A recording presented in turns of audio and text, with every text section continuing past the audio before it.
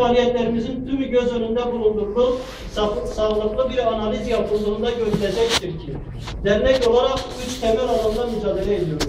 Fakirlik, cehalet, tefrika. Verdiğimiz seminerler, konferanslar, yaptığımız etkinlikler ve gerçekleştirdiğimiz yardım faaliyetleriyle bunların azalması ve ortadan kaldırılması için mücadele ediyoruz. İnançlı ve güzel ahlaklı insanlar yetiştirmek, İnancı ve güzel ahlakı toplum içinde yaymak için uğraşıyoruz. İnanç ve güzel ahlak hem dünyanın hem ahiretin huzurunun teminatıdır. Özellikle son yıllarda gittikçe artan suçlar, boşanmalar, cinayetler ve toplumsal huzursuzluğun temelinde toplumun inanç ve ahlak yönünden yozlaşması vardır.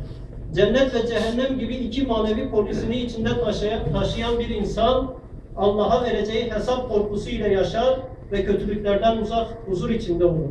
Fakat cennet ve cehennem polisini içinde taşımayan bir insanın başına bir değil, 2 polis de koysanız bir yolunu bulup yapacağını yapacaktır. Şiddete maruz kalan ve ölüm tehdidi altında olan kadınları devlet polis koruması altında himaye etmeye çalışıyor. Bu gidişatla bütün emniyet mensupları bu işe tahsis edilse yine altından kalkılmaz. Bataklık kurutulmadan sineklerle baş edilmez.